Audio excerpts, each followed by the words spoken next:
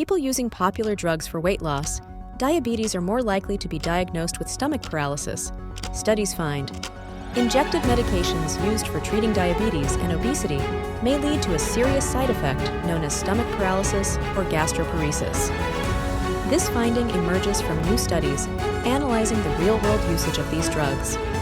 Recent research highlights an increased risk of gastroparesis in users of GLP-1 agonists compared to those not on the medication. These studies, yet to be peer-reviewed, were presented at Digestive Disease Week 2024.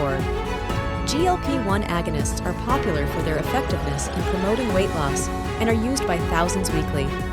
Notably, medications like Wegovy and Zepbound have helped users shed significant weight. In addition to weight loss, these drugs offer cardiovascular benefits. They work by slowing food passage through the stomach, increasing insulin release, and reducing cravings. However, they can cause severe vomiting in some individuals, necessitating medical attention.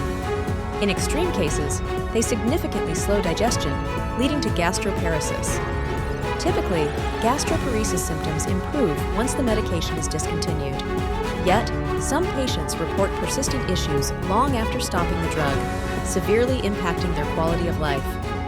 The risk of developing gastroparesis from GLP-1 agonists is low but consistent.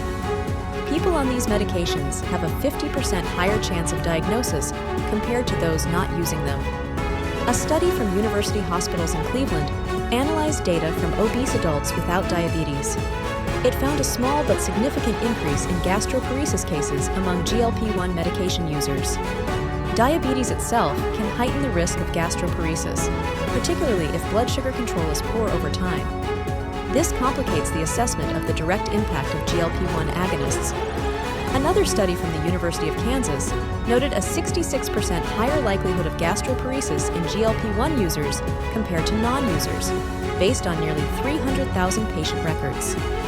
Patients on these medications also reported higher rates of nausea, vomiting, and were more likely to undergo gallbladder removal and develop drug-induced pancreatitis. Despite their benefits, there is a significant incidence of gastrointestinal side effects, leading to potential discontinuation of the medication.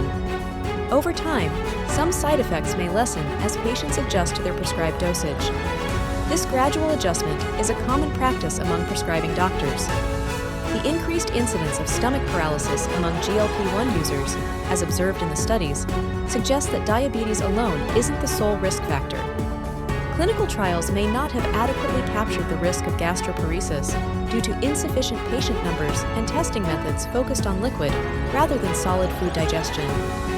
The Mayo Clinic study utilized a more comprehensive diagnostic test, gastric emptying scintigraphy, to assess gastroparesis, revealing that a significant portion of tested patients had delayed stomach emptying.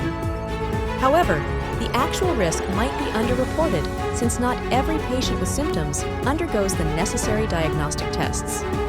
In this study, women and individuals with constipation were more prone to being diagnosed with gastroparesis while on GLP-1 medications.